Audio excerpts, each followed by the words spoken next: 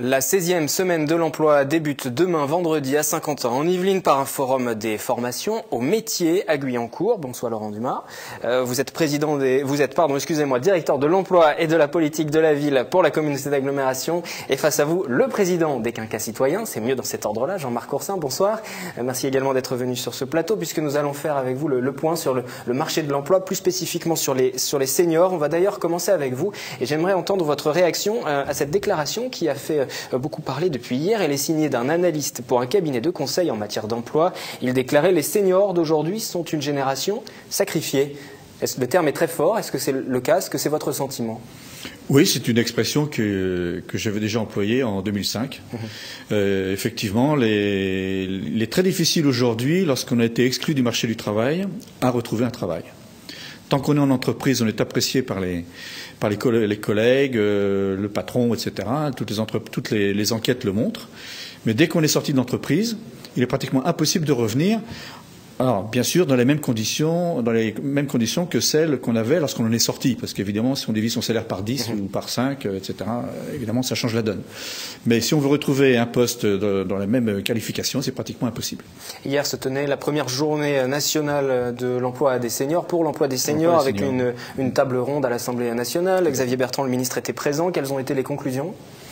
Est-ce que des avancées, des pistes ont été lancées? Alors, il faut rester positif dans ce genre de manifestation. Le taux d'emploi des seniors augmente très légèrement, mais paradoxalement, le nombre de chômeurs augmente.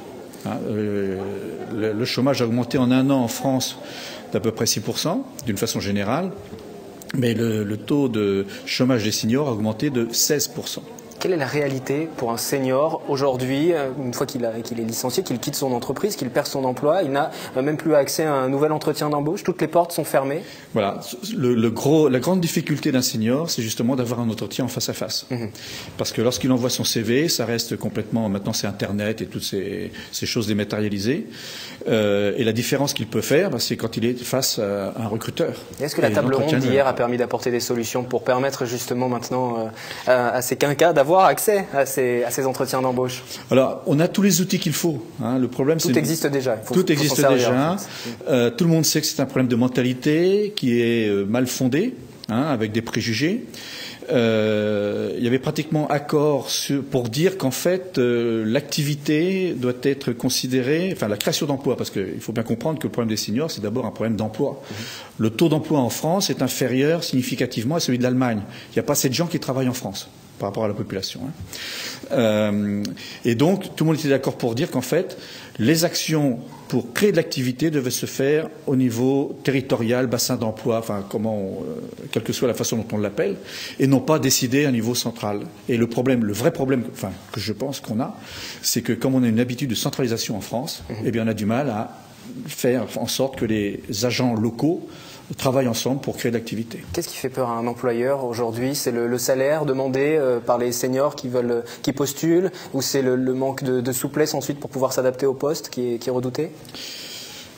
Alors, c'est un petit peu tout. Oui, c'est un petit peu tout. La difficulté est la suivante, c'est que un senior, par définition, il a de l'expérience, donc on lui fait pas avaler des couleuvres, donc c'est un peu plus difficile. Donc il a peut-être l'échine un petit peu plus raide, peut-être, mais il a de l'expérience. On le reprend pas, un chat échaudé craint l'eau froide.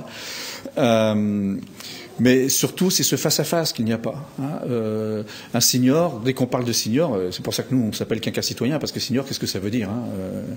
Alors hier, j'ai dit qu'un senior, en fait, c'était quelqu'un qui avait 10 ans de plus que soi. Comme ça, on règle le problème. Et nous, on est resté sur quinquas parce que justement, c'est les gens de 50 ans qui doivent travailler. Il faut qu'ils travaillent, qu'ils aient un travail. Il y a eu un plan pour l'emploi des seniors tout de même qui a été mis en place il y a 2 ans avec des sanctions pour les entreprises et les établissements publics qui emploient moins de 50 salariés. Elles risquent une pénalité. Ça a été efficace? Enfin, plus de 50 salariés. La preuve que non. La difficulté, c'est que il y avait 6 domaines dans lesquels ils devaient fonder leur plan, dont le recrutement, et c'est évidemment le recrutement qui est le plus faible. Et d'autre part, c'était des volontés. Il n'y a pas de sanction en fait. Il n'y a aucune sanction pour ces entreprises qui ne jouent pas le jeu. Si elles ont plus de 50 salariés, parce que elles tout le monde fait un plan. Tout le monde fait un plan. Et j'ai vu une étude il n'y a pas longtemps, 30% des DRH disaient que leur plan d'emploi senior était médiocre. Laurent Dumas. Romain, on va se pencher sur la question de Saint-Quentin en Yvelines, globalement du marché de l'emploi, mais toujours sur cette question de l'emploi des seniors. Est-ce que vous avez une attention particulière à Saint-Quentin en Yvelines, sur l'agglomération, sur ce qui se passe, sur ce qui concerne les quinquas? Alors, commençons par les chiffres peut-être. Donc, un millier de seniors à Saint-Quentin en Yvelines. Donc, on est un peu plus de 1000 sur un nombre total de 6000 demandeurs d'emploi. Alors, la situation, elle est particulièrement dégradée. Là, je reprends les tendances nationales que vous évoquiez, à savoir que depuis 3 ans maintenant, on assiste à une augmentation. Il n'y a jamais eu un seul mois de répit. Il y a quasiment 36 mois de dégradation continue sur l'emploi des seniors. Alors, sur la mobilisation des partenaires, elle est certainement insuffisante aujourd'hui. Je pense que la Cité des métiers va proposer avec le Club FAS très prochainement un certain nombre d'actions et notamment une cellule de mise en emploi dédiée à cette catégorie de public, car on sait que ces publics ont besoin, comme beaucoup d'autres par ailleurs, mais d'un accompagnement renforcé, individualisé, et que aucune situation ne ressemble à une autre, et qu'il y a au-delà de ces outils à développer sur le territoire, un regard culturel sur cette catégorie, sur cette tranche d'âge, qui reste globalement négatif en France et qui le reste en tout cas beaucoup plus que chez nos voisins européens. Cette tranche d'âge, justement, elle sera concernée par la semaine de l'emploi qui sera demain à Saint-Quentin. Elle sera bien évidemment concernée par quasiment l'ensemble, absolument, oui. Puisque c'était l'objectif de cette semaine de l'emploi, c'est de développer des manifestations qui touchent tous les publics, des plus jeunes aux plus âgés, et de travailler davantage sur l'orientation professionnelle. Le contexte est difficile, on parlait de l'emploi, des difficultés des seniors, mais le chômage concerne tout le monde, les chiffres sont très mauvais depuis plusieurs mois, c'est un contexte difficile pour organiser une semaine de l'emploi. Alors, si le contexte est effectivement difficile au niveau national, il est également à Saint-Quentin en Yvelines. Cela dit, le territoire reste un territoire dynamique. Le pourcentage de chômeurs qui est de 7,3 reste quand même bien en deçà des 9,7 que nous avons au niveau national. Donc Saint-Quentin reste un territoire dynamique, attractif pour les entreprises. Et là, je rappelle que c'est aussi cette politique d'attractivité du territoire qui est déterminante, puisque ce sont les entreprises qui font bien évidemment les emplois. Ça veut dire qu'il y a des postes à pourvoir concrètement? Alors, il y a des postes à pourvoir. Alors, moi, je voudrais peut-être apporter des éléments de précision. 6 000 demandeurs d'emploi pour 79 000 actifs à Saint-Quentin et 107 000 emplois. Donc, le territoire est extrêmement favorisé. On n'assiste pas aujourd'hui à des destructions massives d'emplois à Saint-Quentin en Yvelines. En revanche, les entreprises ont diminué leur recrutement depuis déjà quelques mois. Il y a malgré tout un volume d'offres qui est en léger retrait par rapport à il y a un an, mais ces offres d'emploi sont bien là néanmoins, avec une difficulté néanmoins, c'est celui de l'adéquation entre l'offre et la demande d'emploi. Ça, c'est la particularité sur Saint-Quentin en Yvelines. En effet, vous avez 35% de demandes de cadres actuellement et vous n'avez que 23% d'offres de cadres qui peuvent... La population active est constituée de 23% de cadres. Et donc il faut aller chercher, voilà exactement, donc il faut aller chercher des cadres à l'extérieur de Saint-Quentin en Yvelines. La population sur Saint-Quentin en Yvelines n'est pas assez diplômée, formée pour pouvoir exercer. Exactement. Donc vous avez bien compris, donc il faut agir sur la formation de la population active. Et puis il faut également faire connaître le tissu économique de Saint-Quentin en Yvelines, faire connaître les emplois, les secteurs d'activité qui recrutent aujourd'hui à Saint-Quentin en Yvelines, pour que les Saint-Quentinois soient favorisés sur les emplois qui sont proposés sur le bassin d'emploi de Saint-Quentin. Une semaine pour trouver un emploi. L'opération à Saint-Quentin débute demain, se poursuit jusqu'au 17 février. Plusieurs rendez-vous sont proposés, notamment le 15, un forum du recrutement au centre commercial SkyWest sur Montigny-le-Bretonneux.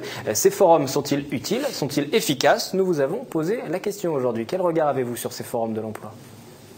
Non, je pense pas. Pourquoi? On peut chercher des opportunités, mais je pense pas qu'on peut trouver un emploi. Non. Pourquoi? Pourquoi? Parce qu'ils sont pas là pour ça. Ça va pourquoi alors? Ils sont là pour faire la pub pour leur entreprise, mais pas pour embaucher. Ah, je pense que oui, moi. Oui. Pourquoi? Parce qu'il y a pas mal d'opportunités, il y a beaucoup de choix, et puis le forum, ça réunit beaucoup de jeunes de différents horizons, donc je pense que oui. Sûrement, je n'ai jamais eu l'occasion de participer à ce genre de forum, mais peut-être, je pense. Oui, pourquoi vous pensez? On en fait pas mal, donc c'est que ça va porter ses fruits. Franchement, non, je pense pas. Pas directement, parce que lors d'un forum, on rencontre à la limite des gens qui nous permettraient d'agrandir notre cercle, notre horizon, on va dire, mais pas directement d'accéder à un emploi. Ah oui. Pourquoi? Parce qu'il y a beaucoup de prestataires, d'employeurs qui sont présents, pour un forum pour l'emploi bien sûr. Et donc je pense que c'est quand même assez facile d'obtenir des rendez-vous et puis après de trouver un emploi par la suite. Peut-on trouver un emploi à l'occasion des forums? On l'a entendu au début, certains Saint-Quentinois sont très sévères avec les forums. Les entreprises viennent pour faire leur pub. Est-ce que vous êtes regardant sur ça aussi? Les entreprises qui viennent, qui participent au forum, qui sont organisées, viennent pour proposer des offres, de vraies offres?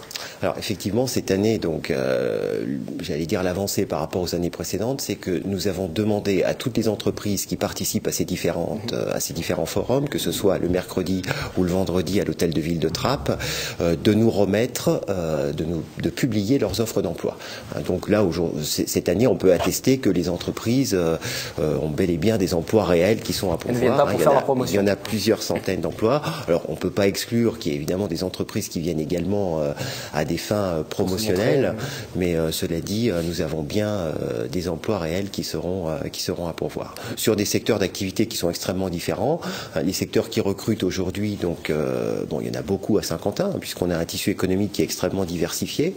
Alors, les services à la personne, c'est un secteur assez traditionnel depuis déjà plusieurs années, mais également la logistique, le transport, la grande distribution, l'entretien, le nettoyage, le gardiennage, la restauration, tous les secteurs traditionnels où le turnover des emplois reste extrêmement élevé et qui continue de recruter assez activement. Le programme complet est à retrouver sur le site internet de l'agglomération de Saint-Quentin. Et puis au-delà de cette semaine pour l'emploi, il existe aussi sur Saint-Quentin la Cité des métiers, maintenant depuis un an et demi, qui permet d'aider au quotidien les demandeurs d'emploi. On a eu l'occasion déjà d'en parler sur ce plateau. Merci d'être venu. Juste pour conclure, un tout dernier mot avec cet ouvrage qui est sorti, Le Pacte, sorti hier. L'association des quinquas citoyens est concernée. Vous vous êtes regroupé avec plusieurs associations pour parler des discriminations, pas uniquement dans l'emploi, mais notamment dans l'emploi. Et l'objectif est aussi d'alerter les politiques et leur demander de s'impliquer pendant la campagne. Dites-nous quelques mots de cet ouvrage, Le Pacte.